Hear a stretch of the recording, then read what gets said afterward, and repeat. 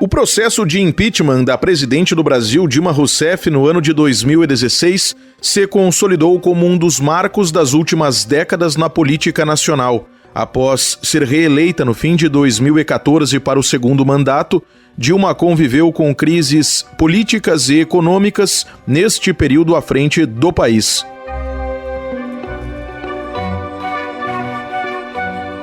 Eu sou o jornalista Diego Brião e o Estação História é uma produção RWCast, que é a central de podcasts do grupo Rádio Web. Te convido para, a partir de agora, relembrarmos o processo de impeachment da presidente Dilma Rousseff.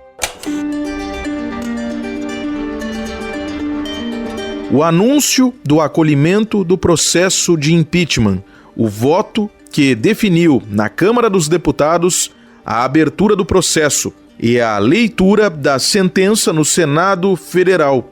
3 momentos que ajudam a ilustrar o andamento do impeachment da presidente Dilma Rousseff. 2015, 2 de dezembro. Eduardo Cunha, presidente da Câmara dos Deputados. Edição de decretos sem números, no montante de 2,5 bilhões de reais, que foram editados em descumprimento à lei orçamentária, afrontando a Lei 1079 no seu artigo 10º, parágrafos 4º e 6º. Consequentemente, mesmo a votação do PLN 5, mesmo ele aprovado e sancionado, não supre a irregularidade de ter sido editada a norma em afronta à lei orçamentária. Então, o embasamento disso é única e exclusivamente de natureza técnica e o juízo do presidente da Câmara é único e exclusivamente de autorizar a abertura, não de proferir o seu juízo de mérito, que será a comissão especial que irá fazê-lo e poderá acolher ou poderá rejeitá-lo. E o processo vai seguir o seu curso normal com amplo direito de defesa do contraditório que deverá ser colocado. A mim não tem nenhuma felicidade de praticar esse ato. Eu não o faço por nenhuma motivação de natureza política. Refutei, rejeitei todos e o rejeitaria se estivesse em descumprimento da lei. 2016, 17 de abril. Bruno Araújo, deputado federal. Pernambuco nunca faltou ao Brasil. Carrego comigo nossas histórias de luta pela liberdade e pela democracia. Por isso eu digo ao Brasil, sim pelo futuro! 2016, 31 de agosto. Ricardo Lewandowski, presidente do Supremo Tribunal Federal, STF. O Senado Federal entendeu que a senhora presidente da República, Dilma Vana Rousseff, cometeu os crimes de responsabilidade consistentes em contratar operações de crédito com instituição financeira controlada pela União, editar decretos de crédito suplementar sem autorização do Congresso Nacional, previstos no artigo 85, inciso 6º e artigo 167, inciso 5º da Constituição Federal, bem como no artigo 10, itens 4, 6 e 7 e artigo 11, itens 2 e 3 da Lei 1079 de 10 de abril de 1950, por 61 votos, havendo sido registrados 20 votos contrários e nenhuma abstenção, ficando assim acusada, condenada à perda do cargo de presidente da República Federativa do Brasil.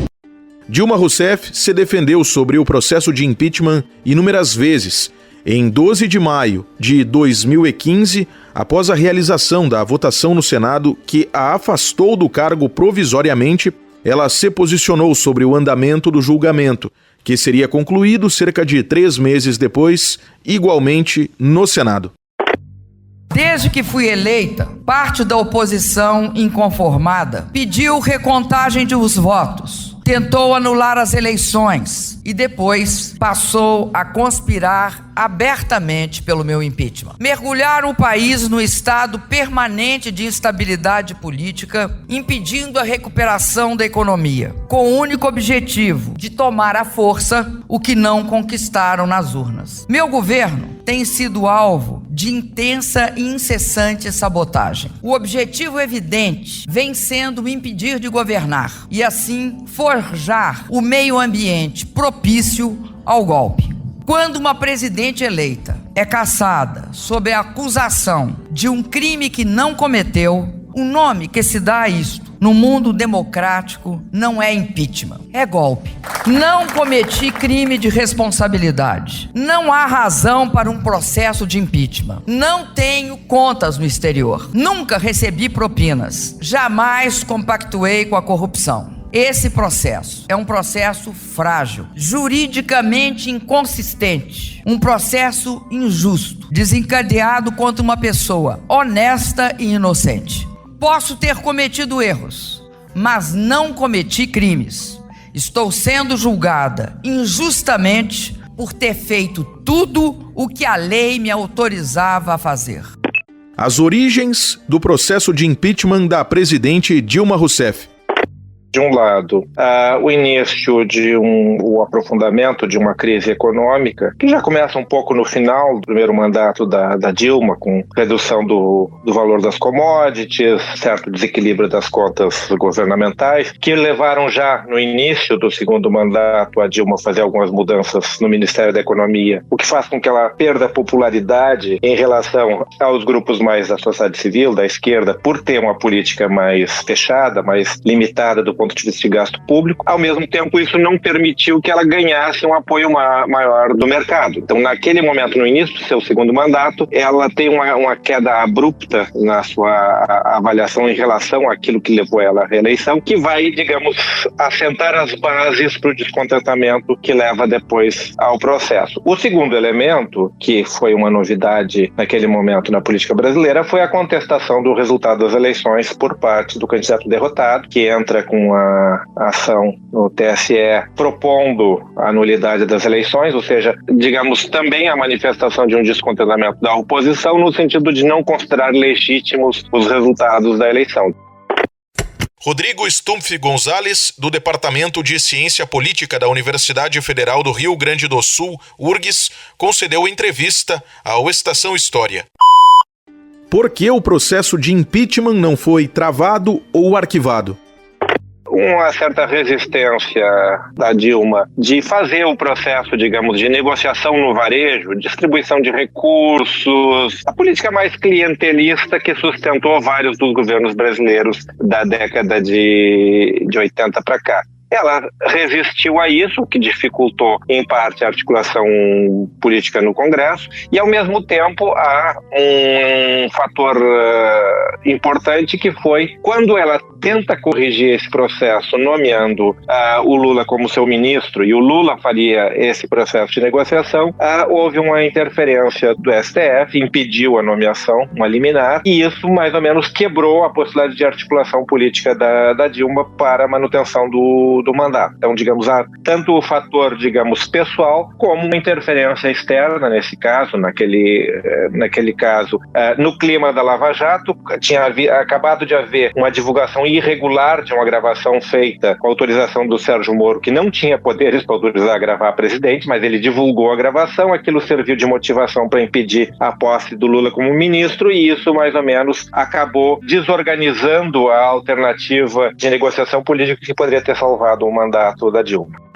Com o afastamento provisório de Dilma do cargo de presidente em maio de 2015, o então vice-presidente Michel Temer passou a liderar o país. Diante da confirmação da perda do mandato em agosto daquele ano, Temer se manteve como presidente do Brasil até o fim do mandato, em janeiro de 2019.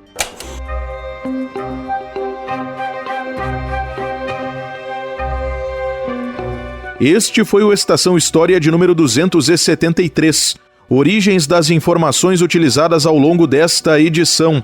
Governo Federal do Brasil, Senado Federal, Câmara dos Deputados, Supremo Tribunal Federal e a entrevista concedida pelo professor Rodrigo Stumpf Gonzalez, da URGS. Trechos das falas de Eduardo Cunha, Bruno Araújo, Ricardo Lewandowski e Dilma Rousseff foram extraídos da TV Brasil, TV Senado e TV Câmara.